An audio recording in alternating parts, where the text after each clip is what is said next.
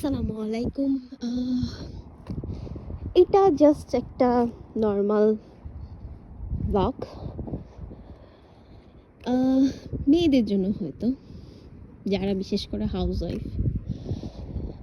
একটা জিনিস কি জানেন, বাংলাদেশে বেশিরভাগ মেয়েরাই সংসার জীবনে সাফার করে টাকার জন্য। যদি তার বাবার টাকা থাকে, যদি সে নিজে সেলফ ডিপেন্ডেন্ট হয়, তার আসলে কারো কথা শুনতে হয় না।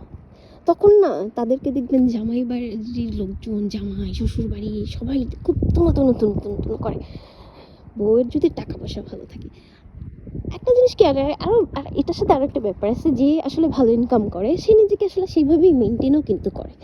সেই মহিলাটাকে দেখবেন যে সে ফিটফাট, সে নিজেকে পার্লারে যাচ্ছে বা নিজেকে সেলফি একা করতেছে, সে নিজেও সুন্দরভাবে নিজেকে পরিপাটি, সুন্দর বলতে মানে কি, গোছানো, পরিপাটি, ক্লিন থাকা, এটা আমার কাছে যেটা মনে হয়।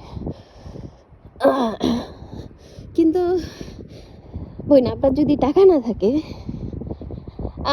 ভাগ্যক্রমে কিছু জামাই হয়তো ভালো হতে পারে, বাট বেশিরভাগ ক্ষেত্রে হয়তো বউ মহাসুন্দরীদের ক্ষেত্রেও যে কপালে খুব ভালো হয় তাও না, কষ্ট আছে। ডিপেন্ড করে আসলে। বিয়ের পরে তো জামাইদের আসলে বউকে ভালো লাগে না তখন, কারণ কি জানেন, ওই যে শয়তান। বিয়ের আগ পর্যন্ত যারা আসলে দেখবেন যে প্রেম করে, তাদের দেখবেন আহা মেয়েটাকে কথা ভালো লাগে, অনেকে বিয়ের পরই সাথে আরে বউটাকে একটু ভালো লাগতেছে না, কারণ যে শয়তান তার চোখে হচ্ছে পট্টি বেঁধে দিচ্ছে যে তোমার বউ সুন্দর না, ঘরের জিনিস সুন্দর না, বাইরে কত সুন্দর সুন্দর মেয়ে ঘুরে বেড়াচ্ছে, আরে এই মেয়েটার সাথে যদি বিয়ে হতো আমার জীবনটা সুন্দর হয়ে যেত। আসলে এটা তো ন্যাচার, ছেলে মানুষদের এটা থাকবেই। তারপরে হচ্ছে আপনার যেটা সবচেয়ে বড় ব্যাপার হচ্ছে যে আপনারা যেখানেই থাকেন, যাই করেন, এখন কিন্তু বাংলাদেশে ভালোই সব কিছু ডেভেলপ হচ্ছে। মানুষজনের মাইন্ড অনেক আস্তে আস্তে মানুষজন কোনো কাজকেই ছোট করতেছে না। যেমন বাইরে আপনার কিন্তু কোনো কাজই ছোট না, সবাই কিন্তু সবার কাজকে রেসপেক্ট করে, কেউ কারো কাজকে ছোট করে দেখে না। ঠিক তেমন বাংলাদেশে যেমন এখন কিন্তু মানুষজন প্রচুর পরিমাণে কেউ হয়তো ফুড কোর্ট দিচ্ছে, কেউ হয়তো রাস্তায় ঝালমুড়ি বিক্রি করেও মানুষ 1-1.5 লাখ টাকা ইনকাম করে, ফুচকা বিক্রি করেও ইনকাম করে। ইট ডাজেন্ট ম্যাটার আপনি কী করতেছেন, এটা যদি হালাল হয়, আপনি যদি সৎ থাকেন, it doesn't matter. Main purpose হচ্ছে হালাল সৎ পথে টাকা ইনকাম করা। আপুদেরকে একটাই বলবো, আপু জাস্ট টাকা ইনকাম করেন। জীবনে যদি সাফার না করতে চান, জীবনে যদি নিজের জীবনসঙ্গীর সাথে ভালো থাকতে চান, তাহলে জাস্ট টাকা ইনকামের দিকে ফোকাস করেন। নিজের জীবন থেকে বলতেছি, খুবই দরকার, না হলে সারা জীবন কথা শুনবেন যারই হোক। অনেক ছেলে মেয়ে হয়তো বাবা মার কথা শুনতেছে, কেউ হয়তো রিলেটিভদের কথা শুনতেছে, কেউ হয়তো হাজব্যান্ডের কথা শুনতেছে, শ্বশুরবাড়ির কথা শুনতেছে। মানে জীবনে আসলে সৎ পথে, হালাল পথে, হ্যাঁ অবশ্যই সেটা সৎ এবং হালাল পথে, তো এখানে আল্লাহর বরকতও থাকতে হবে। আল্লাহ বরকতও দিবে। আপনি যদি হারাম করেন তাহলে সেটা আসলে যতই টাকা থাকে আপনি সেটাতে কোনো শান্তি পাবেন না। হয়তো টাকা থাকবে, আমার কাছে যেটা মনে হয়, বাট আলটিমেট ফুললি ভালো থাকার জন্য আপনার জীবনে টাকাটা অনেক ইম্পর্ট্যান্ট। যারা এখনও বিয়ে করেন নাই, তাদের ক্ষেত্রে হচ্ছে ব্যাপারটা এরকম যে হয়তো অনেকে আছে যে না টাকা ইম্পর্টেন্ট, বুঝতেছেন না মেয়েরা, কারণ কিন্তু যখন বিয়ে হবে, যখন আপনার সন্তান হবে, তখন আপনি এটার ভ্যালু সবচেয়ে বেশি বুঝবেন। যারা ম্যারিড, যাদের বাচ্চা আছে, তারা সবচেয়ে বেশি বুঝতেছে, যদি হাজব্যান্ড বা শ্বশুরবাড়ি যদি ভালো না হয়। সো এটাই আজকের মতো। দোয়া করবেন আমার জন্য, আপনাদের জন্য দোয়া। আর আসলে কেউ কখনো আরেকটা জিনিস হিংসা করবেন না, কারণ আপনি আরেকজনের সফলতা দেখে কখনো হিংসা করবেন না, কারণ আপনি জানেন না সে আসলে অতীতে কী পাস করে আসছে, কী দেখে আসছে, তার জীবনে কী কষ্ট বা কী। কারণ সবাই সবার কষ্টটা আসলে মুখে চেহারায় প্রকাশ করে না, বা তার জীবনের প্রিভিয়াস কষ্টগুলো নিয়ে আপনাকে এসে বলবে না। সো কেউ কখনো কারো পজিশন নিয়ে যে সে আচ্ছা দেখো সে কি ভালো পজিশনে চলে গেছে, এই হয়েছে সেই হয়েছে, কখনোই হিংসা করবেন না। আল্লাহ জানে যে সে কিসের উপর দিয়ে গেছে, আপনি জানেন আপনি কিসের উপর দিয়ে গেছেন বা ভবিষ্যতে কি আছে।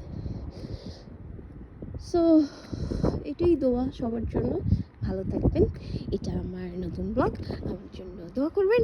আর আমার হচ্ছে ভিডিওগুলো দেখবেন, লাইক করবেন, শেয়ার করবেন। Thank you. আমি রাতের বেলা হেঁটে বেড়াচ্ছি, বিকজ আমি আসলে একটু বাইরে একটু ফ্রেশ। আমার আসলে আমার কিন্তু রাতের বেলা ঘুরতে খুব ভালো। আমি যখন বাংলাদেশে থাকলে আমি ভাবতাম আমি একটু রাতের বেলা ঘুরতে চাই, রাতের বেলা। কারণ বাংলাদেশে তো ভাই সেটা পসিবল না, সেফ না এখন। কিন্তু আল্লাহর রহমতে এখনও স্ট্রাগল করতেছি, বাইরে প্রচুর স্ট্রাগল করতেছি ভাই, এখনও সেটেল কিছু হয় না, অনেক স্ট্রাগল করতেছি। বাট দোয়া করেন। বাট এই যে হয়তো এখানে থাকি আর না থাকি, বাট এই যে আনন্দ মুহূর্তটা কিছু সময়ের জন্য তো পাচ্ছি। আলহামদুলিল্লাহ, এটুকুই শুক্রিয়া। আপনাদের জন্য দোয়া করি যে যেখানেই আছেন ভালো থাকেন। আল্লাহ সবার বাকে বালা মুসিবত থেকে মুক্ত রাখুক, সবার জীবনে আল্লাহ হেদায়েত দান করুক, ভালো রাখুক। আমার জন্য দোয়া করবেন আমাদেরকে, যাতে আল্লাহ হেদায়েত দান করে, আমি যাতে সবসময় ভালো সৎপথে থাকতে পারি। আসলে আল্লাহর আসলে একটা জিনিস কি জানেন, এইটা সবচেয়ে বড় জিনিস, আল্লাহ যে যেই পজিশনেই থাকি, আমি লাইফে অনেক মানে ওর্স্ট দেখে আসছি, এখনও দেখতেছি, কিন্তু আল্লাহ যেতে ভিতরে একটা শান্তি রাখে যে আল্লাহ হ্যাঁ নিঃশ্বাসটা তো এখনও আছে, তাই না? এখনও তো জীবন নিঃশ্বাস নিতে পারতেছে, মনে তো যায়নি। যারা কবরে চলে গেছে তাদের তো চাওয়ার বা পাওয়ার বা কোনো কিছুই নেই, তাদের কোনো কিছুই নেই যে তারা কোনোভাবে মাফ চাবে, কোনো কিছু চাবে, কোনো কিছুই নেই। যারা আসলে হেদায়েত নিয়ে যেতে পারছে তাদের জন্য তো আলহামদুলিল্লাহ, আর যারা যেতে পারে নাই তাদের জন্য তো আল্লাহ তাদেরকে মাফ করুক, এটাই দোয়া করবেন। আসলে আরও কথা বলতে ইচ্ছা করতেছে মনে হচ্ছে, কিন্তু আসলে আমার ফোনে বেশি চার্জ নেই।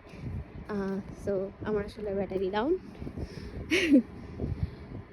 আর বাইরে আসলে প্রচুর ঠান্ডা, আমি অনেক দূরে আসছি, বাসায় চলে যাবো। দোয়া করবেন। একটাই শান্তি যে আমি এখন বাইরে ঘুরে বেড়াতে পারছি আল্লাহর রহমতে, একটা মেয়ে হিসেবে। চিন্তা করতে হইতেছে না আল্লাহ আমাকে এখন এসে কেউ ধরবে, সেফটি প্রবলেম হবে, এটা ডিসাইড চিন্তা করতেছে না। বাট যে যার জায়গা থেকে আসলে ভালো থাকার চেষ্টা করবেন। আই ডোন্ট নো, এখন হয়তো কোনো এই যে আমি এখন করতেছি, হয়তো কোনো মানুষ কোনো জায়গায় অনেক কান্নাকাটি করতেছে, তার হয়তো জীবন অনেক কষ্টের সময় চলতেছে। আই ডোন্ট নো, আল্লাহ তাদেরকে ভালো রাখুক, আল্লাহ সবাইকে ভালো সুস্থ সবল এবং ভালো রিজিক ভালো তৌফিক দান করুক। আমার জন্য দোয়া করবেন। আমিও অনেক প্রবলেমের মধ্যে দিয়ে যাচ্ছি, আল্লাহ যাতে সেগুলো সলভ করে দেয়। বাট আল্লাহ ভরসা, আল্লাহ যা ভাগ্যে রাখবেন তাই ভালো হবে ইনশাল্লাহ।